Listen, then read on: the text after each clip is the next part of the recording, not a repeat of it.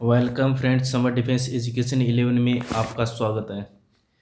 Defence के जितने भी कॉम्पिटिटिव एग्ज़ाम है, चाहे एयरफोर्स हो, नेवी, आर्मी, चाहे यूपीएससी सीडीएस या यूपीएससी एनडीए, उन सभी एग्ज़ामों के लिए एफ कैट का एग्ज़ाम हो तो उन सभी एग्ज़ामों के लिए ये इम्पोर्टेंट होने वाली है ये वीडियो। ठीक है दोस्तों, छोटे छोटे वीडियो डालते हैं ताकि आपका टाइम भी ज़्यादा वेस्ट ना हो और जो इम्पोर्टेंट चीज़ है, फैक्ट है, वो आप तक ईजिली पहुंच जाए और अच्छा लगे तो अपने दोस्तों को भी शेयर किया करो।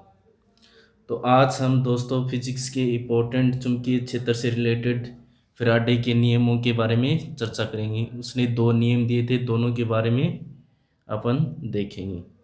शुरुआत करते हैं दोस्तों। सबसे पहले देखते हैं प्रथम नियम।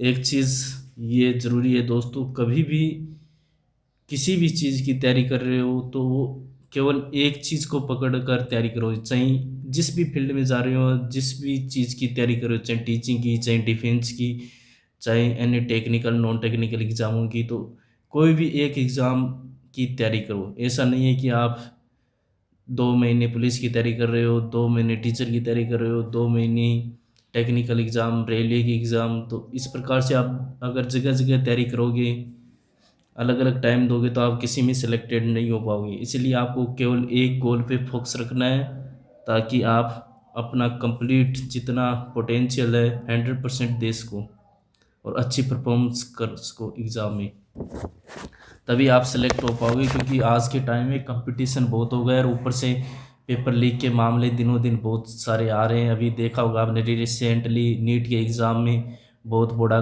घोटाला हो गया, मतलब बहुत बड़े स्तर पर पेपर लीक हो गया। तो यानी कि जो मेहनत कर रहे हैं बच्चे, उनकी मेहनत पर पानी फिर जाता है। इसलिए थोड़ा सा अपने आप को, जो प्रेजेंट टाइम मॉडर्न टाइम में जो कंपटीशन है, उस हिसाब से अपने आप को डालना भी ज़रूरी है और उसके अकॉर्डिंग प्रिपरेशन भी करनी है। ठीक है, किसी भी प्रकार के स्टेटमेंट की क्वेश्चन आ सकते हैं, आजकल की परीक्षाओं के ट्रेंड है। इसलिए इन नियमों को थोड़ा सा डिटेल में बताया जा रहा है। जो कि आजकल के जो ट्रेंड है, स्टेटमेंट दे देते हैं कथन देकर, ए या ब दोनों सही हैं, या फिर अन्य प्रकार के जो भी बड़े क्वेश्चन बनने लगे हैं, इसलिए इन नियमों को विस्तार से बताया जा रहा है। ठीक है दोस्तों, स्टार्ट करते हैं। प्रथम नियम। प्रथम नियम ये कहता है कि यह नियम प्रेरित विद्युत वाहक बल उत्पन्न होने का कारण बताता है। यानी कि फैराडे का जो प्रथम नियम है वो क्या बताएगा कि जो प्रेरित विद्युत वाहक बल है वो उत्पन्न होने का कारण, रीजन क्या है, किस कारण ये प्रेरित विद्युत वाहक बल, उसमें ईएमएफ उत्पन्न होता है। ईएमएफ मतलब प्रेरित विद्युत वाहक बल उत्पन्न होता है। इसका रीजन जो है वो फैराडे के प्रथम नियम से दिया जाता है। इस नियम के अनुसार यदि किसी बंद परिपथ से समान चुंबकीय फ्लक्स, यानी कि कोई बंद परिपथ है, इसके समान चुंबकीय फ्लक्स में परिवर्तन होता है, तो परिपथ, अगर इससे कोई परिपथ जुड़ा है तो उस परिपथ में प्रेरित विद्युत वाहक बल उत्पन्न हो जाता है। यानी कि जब चुंबकीय फ्लक्स में परिवर्तन होगा तो उसमें प्रेरित धारा उत्पन्न होगी। जब प्रेरित धारा उत्पन्न होगी तो उसके फलस्वरूप प्रेरित विद्युत वाहक बल उत्पन्न हो जाता है। और प्रेरित विद्युत वाहक बल तब तक उत्पन्न होता है जब तक कि चुंबकीय फ्लक्स में परिवर्तन होता रहता है। यानी कि जब तक चुंबकीय फ्लक्स में परिवर्तन होता रहेगा तब तक उसमें क्या रहेगा, मतलब बल्कि विद्युत वाहक बल उत्पन्न होता रहेगा। यानी कि जो चुंबकीय फ्लक्स होगा, कोई भी बंद पास, उसमें अगर चुंबकीय फ्लक्स में परिवर्तन हो रहा है तो उसमें प्रेरित विद्युत वाहक बल उत्पन्न होगा। और ये कब तक रहेगा, जब तक कि उसमें फ्लक्स में परिवर्तन होता रहेगा।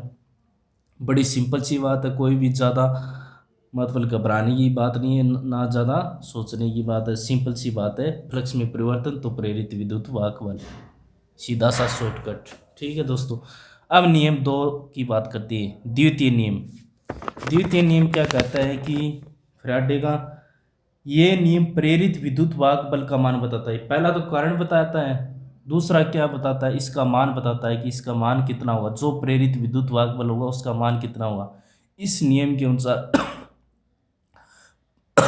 प्रेरित विद्युत वाहक बल का मान चुंबकीय फ्लक्स में परिवर्तन की दर के बराबर होगा। यानी कि प्रेरित विद्युत वाहक ई बराबर क्या होगा, ई बराबर d phi upon d t, d phi upon d t. यानी जो फ्लक्स में परिवर्तन है समय के साथ, वो किसके बराबर होगा, ई। ई क्या है यहाँ पर, प्रेरित विद्युत वाहक। ये मान कौन सा नियम देता है, फैराडे का द्वितीय नियम, जो कि प्रेरित विद्युत वाहक बल से रिलेटेड है, जो कि इसका मान बताता है कि ये मान कितना होगा, ये मान होगा फ्लक्स में परिवर्तन की दर के बराबर।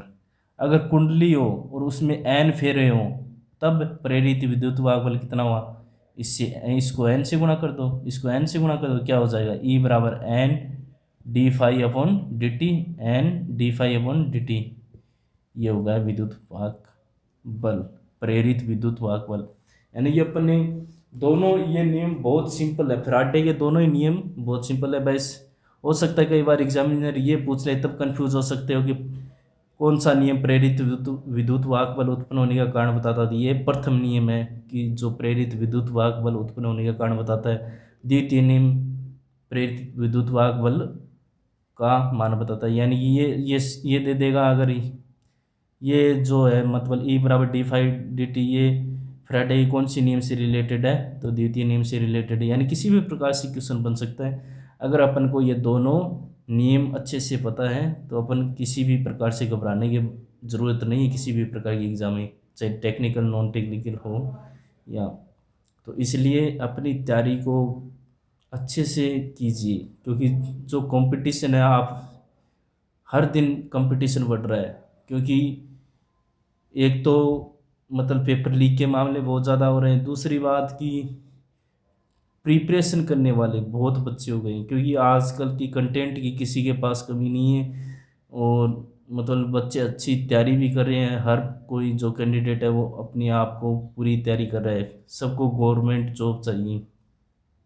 हालांकि गवर्नमेंट जॉब में देखा जाए उतना कुछ नहीं है, लेकिन हमारी मजबूरी है कि हमारे पीछे बैकग्राउंड नहीं है कि कोई स्टार्टअप कर सके।